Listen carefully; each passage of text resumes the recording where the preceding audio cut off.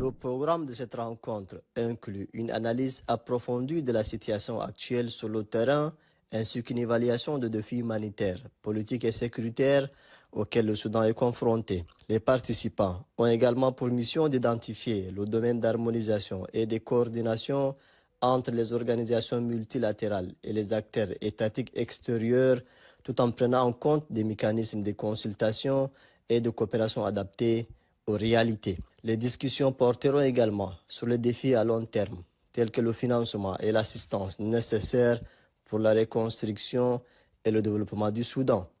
Le ministre d'État a réitéré l'importance d'une coordination réelle des efforts pour instaurer la paix au Soudan, en commençant par un cessez-le-feu, l'accès à l'aide humanitaire et un dialogue inclusif entre tous les acteurs soudanais. Le Tchad participe à toutes les réunions sur le Soudan et à un haut niveau, parce que nous prenons la mesure de cette crise.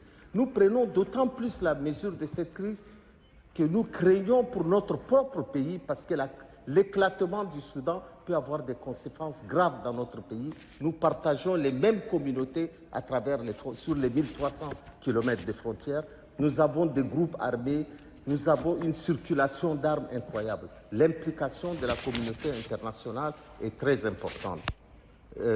L'Union européenne vient de dire quelque chose d'important. La paix et la recherche de la paix, c'est d'abord la responsabilité des acteurs soudanais. Si eux-mêmes, ils ne prennent pas la mesure de la grave crise qu'il y a dans leur pays, il est impossible de résoudre ce problème.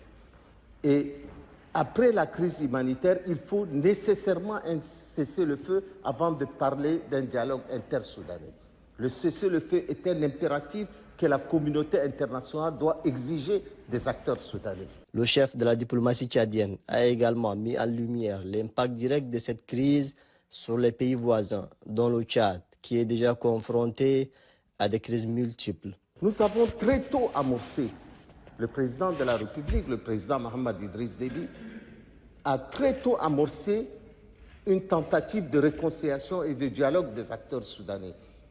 Et nous continuons à aider, chaque fois que des initiatives se font, nous continuons à les aider. Mais peut-être que nous suggérons, Monsieur le ministre, qu'il y ait une meilleure coordination des efforts de paix que nous faisons. La question principale de l'aide humanitaire se pose, mais la question de la réinsertion des réfugiés se pose aussi. On ne peut pas indéfiniment apporter de l'aide à des êtres humains qui ont perdu leur humanité, qui vivent dans des camps de réfugiés, dans des conditions difficiles. Il faut que la communauté internationale se mobilise par rapport à ça.